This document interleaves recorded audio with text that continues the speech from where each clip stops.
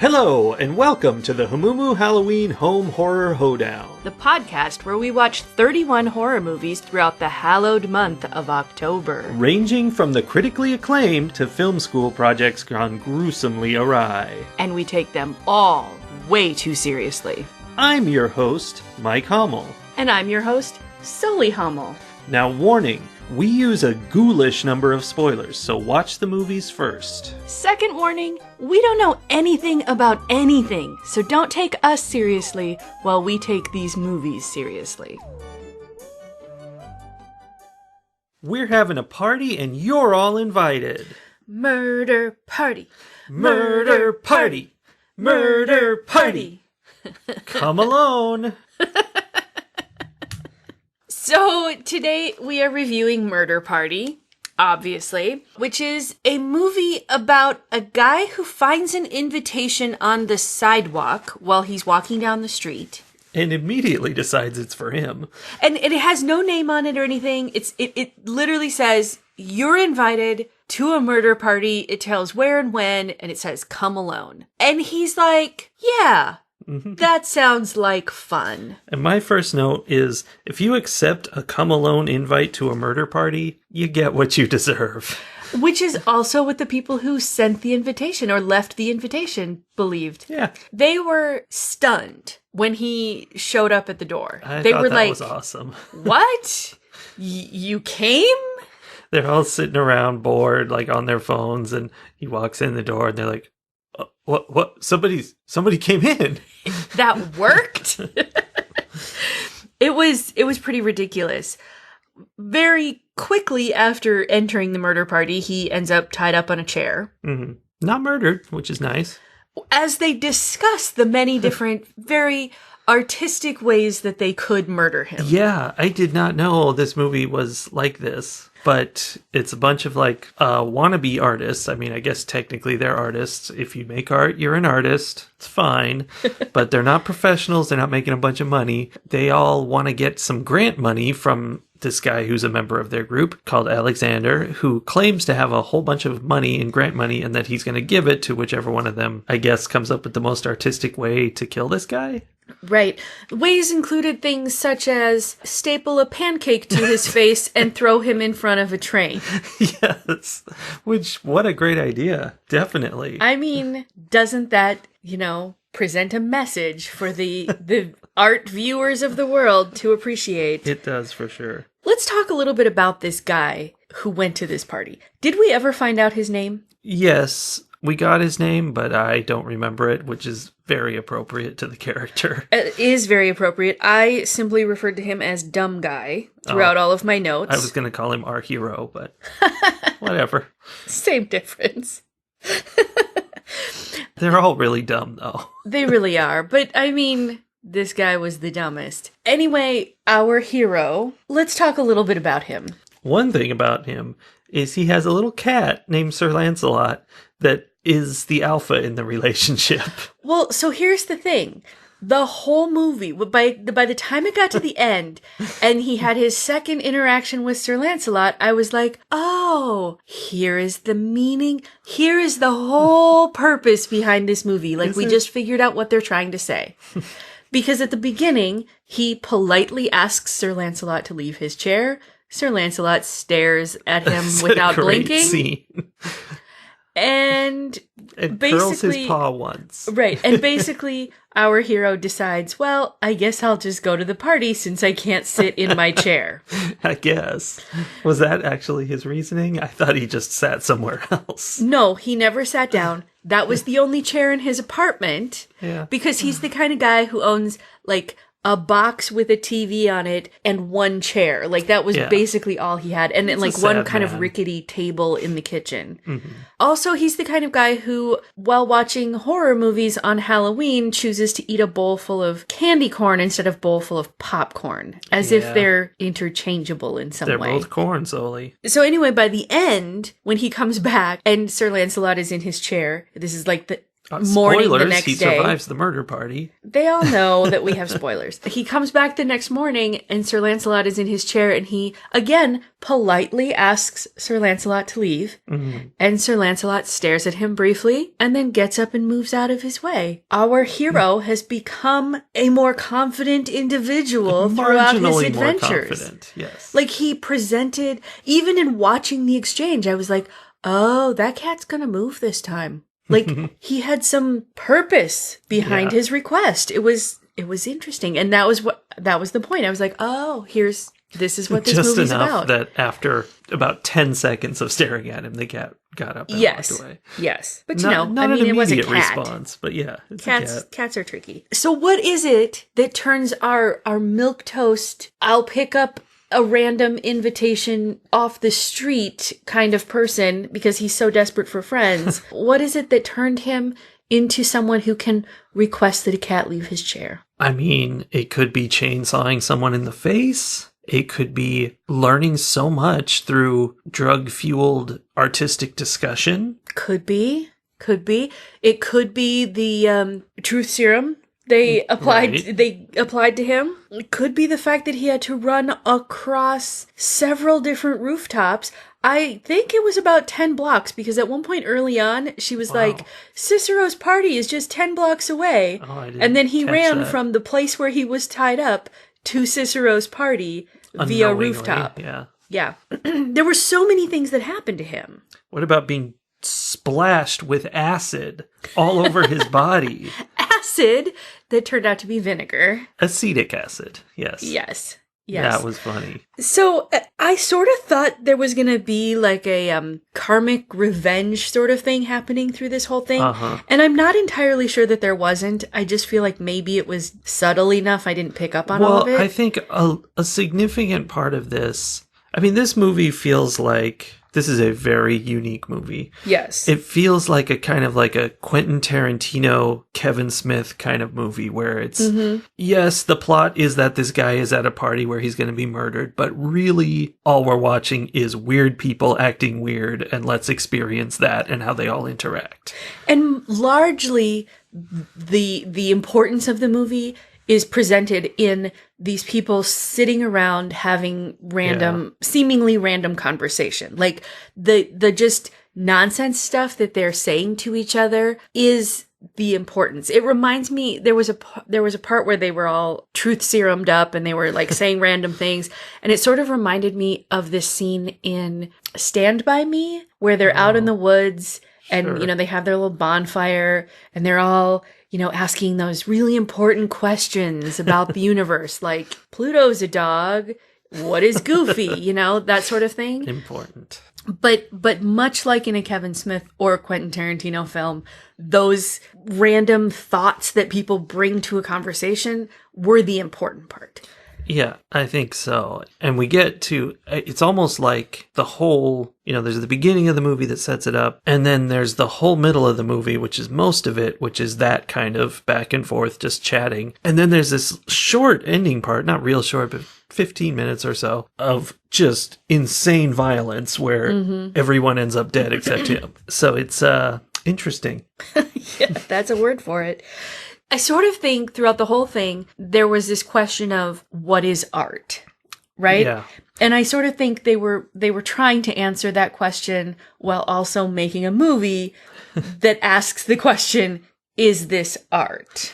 Yeah, I was looking at, stuff on IMDb and reviews and stuff, and someone brought up the idea, so I can't claim it for myself, that this movie, which is not super artistic, like it's definitely made by artistic people, but it's lightweight and silly and crazy, is poking fun at pretentious artists, which it clearly is. It's full of people who think their art is great and they're ridiculous. Not even just these people who have not broken into the art scene and are just coming up with ridiculous things. But at the end, Cicero, who's having this cool party, the big art show, is an artist who is just as, like, he's recognized, he's famous, but he is just as full of nonsense as they are. And he's just as pretentious and ridiculous. Yeah, so I mean, is that what this is? Or subversively, is it also an art piece about something. And yeah, it totally is. There's something there.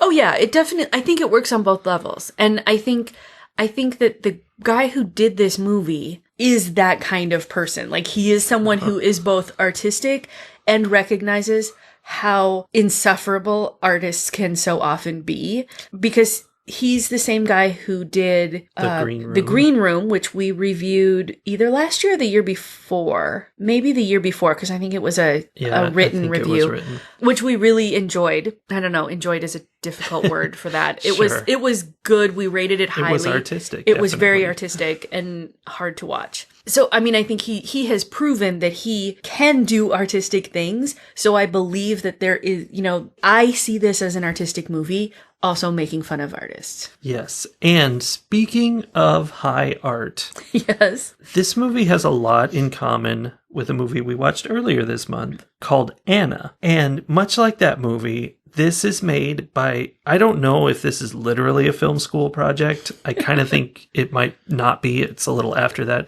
Yeah. It's basically made by the people who are the characters in this movie. Like, artistic young people who got together and decided they were going to make a movie. I don't know, whether for school or for fun or for money or whatever. Wait, do you know this? Are you saying that you've read this, or are you saying this is your guess based on what it looks like? I have some information, rough info. I know it was a super, super cheap movie. I couldn't get actual numbers, but it looked like they basically spent $50 total. And they were squatting in that warehouse. Like, the people who were acting in it were also, the editors and sound and director and everything. So, it's just the same idea. It's this group of friends getting together and doing this artistic thing. And there's just like a difference there too, but I'm not quite sure what the difference is between this movie and Anna. It's subtle. Is it that this one was good and Anna was terrible? That might be part of it, yeah.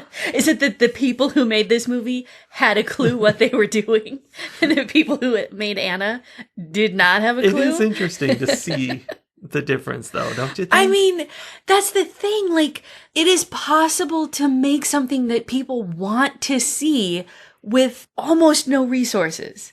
Yeah. If you have the skill to do it, if you can tell a story. And this tells a story. Yes. In a way that you want to watch. And Anna was trying to tell something sort of like a story, but... Yeah. I mean, this one was so bizarre, and you could tell it was the product of somebody really thinking something out, versus Anna, where they were like, we've seen horror movies, let's make a horror movie like that.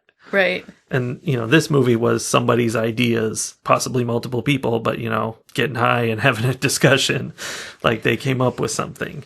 I love when people come up with a thing, and this happens in movies or TV shows or, any kind of storytelling medium, books, it happens in a lot, where the writer comes up with something that's so relatable, like a line or something that's so relatable, like you hear it and you're like, absolutely, like everybody, it just resonates, like that is the truth, and yet is also something that no one else has ever put in a story like that. Like, I can't think of an example, but that ability to see real life and the commonplace and point it out in a way that everybody else is like, oh yeah, why didn't I notice that? Or at least that's how I feel. I'm like, that's absolutely 100% true, and I can't believe I've never had that thought before. Mm-hmm. There were definitely times in their conversations in this movie where that happened. Yeah, they were putting all their little ideas in there.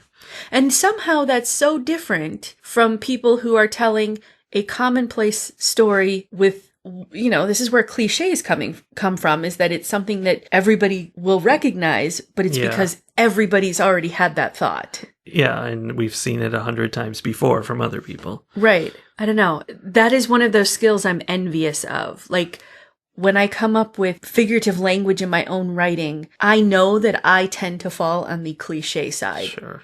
Everybody does. Right? And then every once in a while, I'll come up with something that works, and then I'm like, oh, that sort of feels new. That's exciting. Oh my gosh. Yeah. That's what this felt like. very much original ideas. There was an element to it where, I mean, this kind of gives me the film school idea that there were parts of it where you couldn't really follow what was going on very well. Like he'd be running down a hall and it's almost like he turns around at the end of the hall and goes back the way he came and he's somewhere completely different. And you're like, that doesn't, the geography of what's happening doesn't make sense. Stuff like that would happen a lot. And it definitely felt like, I think this was very early in this guy's career. And I think these people were learning how to do this stuff, but they already had artistic skill. Right. Which some other people may not have already had. Yeah. Huh. Speaking of art, again, can I talk about my favorite scene? I wrote the word art multiple times in my notes where I'd just make a note and I'd be like, art? Or art? Or art? You have to ask Art Decider on Twitter about that. Yes, that's sort of what it felt like. Like, I wonder, does this count? But something that was definitely art was my absolute favorite scene in the whole movie. He runs and hides in a closet. All the bad guys have caught up and they're standing outside the closet. They know he's in there. He's trapped. He turns on the light, realizes it's a closet and can't get out. And so there's this scene where he looks around at all the items in the closet and like you can tell like, oh, there's a fire extinguisher that could do something. And there's this and there's that. And he's considering them all. And then it cuts to, he opens the door with a handful of all this crap and just sort of throws it on the floor in front of him and runs off. Like that's this character. That's how smart he is. Yeah. I loved it. There were multiple times while we watched this movie that I had to ask out loud, how is he still alive? And I didn't mean how is he still alive because these people are trying to kill him, because they were totally inept at killing him. That was part of the fun. How is he still alive after this many years of being in the world? Because he was the kind of guy where like he would slip and fall in the shower and die that way, or he'd like trip in front of a bus, or like I don't know how he managed to keep himself alive this long. Or accept an invite to a murder party. Or exactly. Like he was just kind of floating his way through the world. Yeah. Well, and his whole trip to the murder party was all that. Like he was walking through these dark alleys and like oblivious and yes. Yeah. He was dumb. But it was fun how stupid everyone else was. All the people who wanted to kill him, one accidentally killed herself by eating raisins, which make her dizzy. Right. Oh my gosh. So he's going to this murder party that he has not been personally invited to. He goes home and makes a pumpkin bread out of his pumpkin that was on the front step that somebody smashed. So he turned it into pumpkin bread with raisins in it. And yeah, one of the girls, she's like, no, it's okay. I'm allergic, but I just get a little bit dizzy. And then she falls off the chair and smashes her head on something. Yeah. Oh, like that is exactly how this whole movie went. And it did. When that happened, you kind of got the idea that, oh, he's going to end up murdering, sarcasm quotes, everyone at this party. And he doesn't, but they do all end up dead except for him. Right. And a lot of, they kind of kill each other. And, one of them, William, who at first is very quiet and like, you sort of think maybe he's like, doesn't really want to be there, or that has no interest in killing anybody or whatever. He was doing some painting through like the first half of the movie. He catches his friends making fun of his painting and then like just decides everyone must die. And like for the rest of the movie, he is the one taking everybody out one by one. Yeah, he goes a little nuts. Yeah. And so in order to survive, our hero does have to intentionally kill him. Yes. But that's it. That's the only person he kills on purpose. Yeah. And I think it's William who has the only line I wrote down, which was they were going to kill him. They tied him up and were thinking about it. And they're like discussing what they're going to do. And they're like, well, somebody, I guess, said they could like, just beat him with a bat and throw him out in the street or something. And he's like, I didn't sign up for a second-degree assault party. I wrote that line down, too.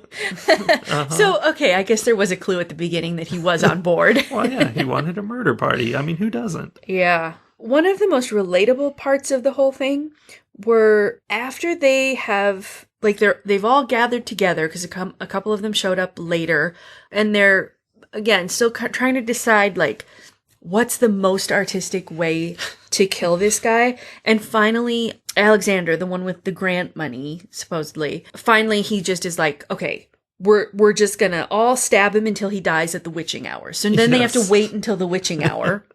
Sure. So they decide they're going to get some food. And there's like 5 minutes of discussion where they're all throwing out different kinds of food and countering with, why they don't want that or why they can't eat that.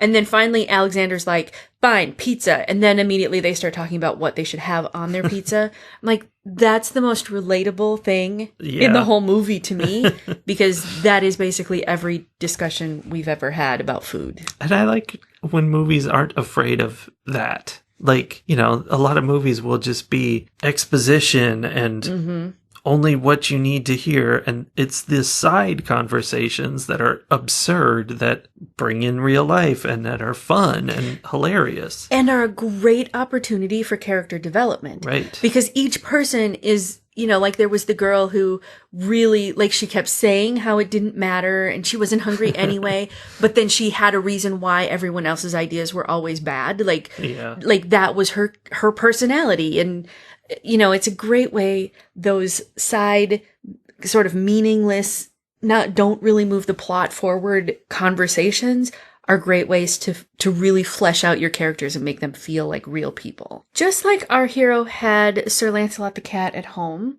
our villain, Alexander, has a dog that he brings to the murder party named Hellhammer. Like a normal dog name. Right. And unlike most horror movies, Hellhammer does not die in the end, right? No, I don't think so. Although I wouldn't be surprised if he died from all the drugs he ingested, but... Well, that's possible, but we don't see that. Like, he escapes, he runs off, I assume, at some point. Sometime after eating the face off of Alexander. Yes, because he's high on drugs. Because he's high on drugs. Crank. Like crank. Yeah, Alexander had his drug guy bring a bag full of crank. Yeah.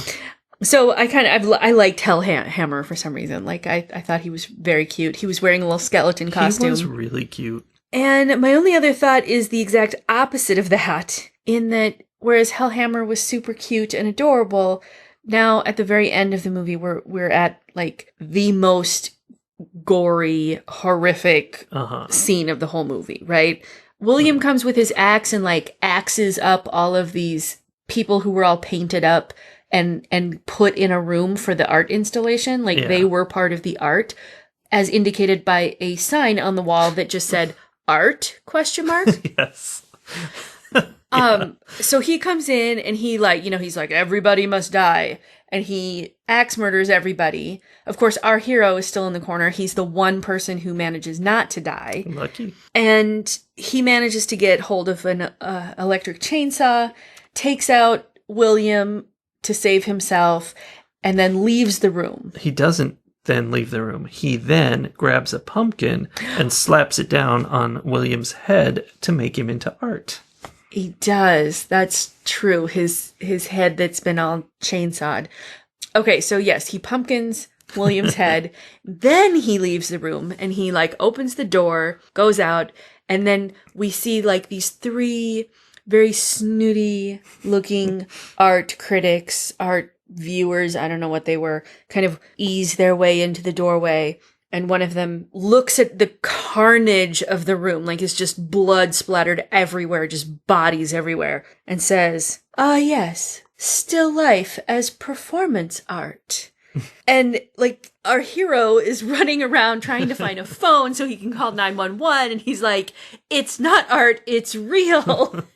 But nobody is hearing him because all they see is the art, which seems like, again, kind of like what the whole movie is trying to say, but it's in a way that is much too artistic and smart for me to fully grasp, I think. Yeah, that's the vibe I got. Like, this is a college-y kind of thing in every way. Like, this is for smart people. It's by smart people, but they're young and brash and fighting the man, all of that stuff. Yeah, the kind of art that thinks stapling pancake to somebody's face is art.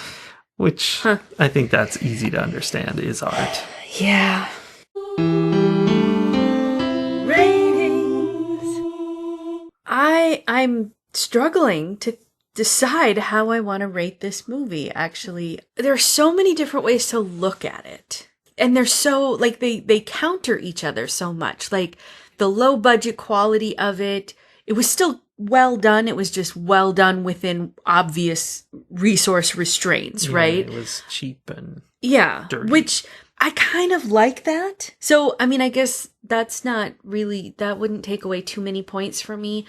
I liked the way it was written, even though I know it wouldn't appeal to a lot of people. Like, like that Kevin Smith style dialogue is something that I've always enjoyed, but I know feels, I don't know, draggy to a lot of people, I think. They want to get to the action, but the conversation is the action. Right. The action is a distraction. Right. It's kind of the opposite of what I try to remember when I'm writing, which is everything should do at least two things. You know, every sentence you write should be doing two things. It should be, you know, developing character and developing setting, or it should be moving the plot along and developing character. Like, it should always be multitasking, right? In this movie, it was kind of rebelling against that idea. On the other hand, it was far enough into that sort of pretentious artistry that it, like, left me feeling like I was too dumb to understand it. Yeah. But I also recognized that it was making fun of that. So then, I don't know, it leaves me in a very uncomfortable position, which I'm sure is exactly what they were trying to do. They gotcha. Right? You just got arted. Okay. I am going to have to rate this movie a 3.5, because when I think about giving it a 3, I think that's way too low. It deserves more than that. When I think about giving it a 4, I don't feel like I really liked it like I like the other movies I've given 4s to. Wow. It probably deserves a 4, but for some reason I'm resistant to giving it to it. I have heard recently on a podcast I listened to the 3.5 is a horrible trash rating, and that any movie that gets it should be burned and never seen again by anyone. So that's a shocking thing to hear, but okay. I feel like those were not the exact words that I used. I'll have to go back and listen to the podcast again. We'll see. I am going to give it a 3.5, and I am sorry, dear listeners, but I don't even really have a good reason for a 3.5. It's just the only number I can think of that doesn't make me feel like I'm picking the wrong number. So I don't know. I've never had this much trouble scoring a movie before. I understand that. I've never seen a movie like this before. So, okay. So I'm doing 3.5 pink panty droppers out of 5. And that's it. I do think people should watch it. Okay. Are you done now? I think so. I enjoyed this movie a lot. It was tons of fun. But like you said, it was not perfect. It was, I want to say poorly made, but it wasn't poorly made. It was just not super well crafted. Just, you know, it was rough-edged art is what it was. And anyway, it was a ton of fun. The only part that really, I think, actually let it down for me in a meaningful way was at the end, after all the murdering. There's a really long sequence, maybe 5 minutes, which basically amounts to, if you boil it down, he walks home and gets to his cat for the final cat scene. And that's a long time of just sort of padding it out. Like, there's not anything there. It's supposed to, you know, be kind of giving you the mood of it, but that felt really unnecessary and long. And we could have just even jumped straight to the cat meeting for that. But that's the only part that actually bothered me, and a lot of other parts were really primo stuff. So for me, this movie is going to get 4.5 pink panty droppers out of 5. Okay. Yeah.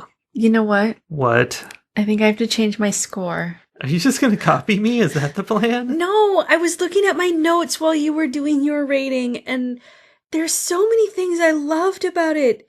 He, you know, rides the conveyor belt up to escape and then switches it when William starts to ride the conveyor up to chase him and switches it so it goes backwards. Yeah. That was awesome. what other things did I see? Like, as he's escaping from this guy, his watch beeps to remind him to take his meds, and he does. He stops to take his meds. And even just the way he was hiding when his watch beeped, he was just laying in that just ditch. Like, right? He just like gets right up close to an edge and like lays down flat. Like he really tries to squeeze himself small. And it would have worked if not for his watch. Yeah. And just so many little things throughout the whole movie that were just too much fun. Like, just too much fun. So I am going to change mine from 3.5 to 4 pink panty droppers out of 5. Well, I can't complain about that. So, okay. Thanks. I'll allow it. Oh, yeah. This was quite the movie. Well, hopefully tomorrow we will have an easier time with our movie and we will figure it out like that. Yeah. And one note for anybody who's listening to this and thinking, oh, maybe I should watch that. It sounds like a movie I could handle. Like, you don't. It's you gory. don't. It's like one of the guys is wearing a werewolf mask. Oh, yeah. And it starts on fire because he tries to light a cigarette with a mask on his face, a furry mask on his face. And his like skin all gets burned off and the mask sort of gets burned into him. And it's terrible. He runs around like that for like half the movie. It's artistic. He becomes a werewolf. He does. Oh, it's terrible. Yeah, it's pretty gross. All right. We'll be back again tomorrow. Hopefully with something I can actually rate. But hopefully something just as fun.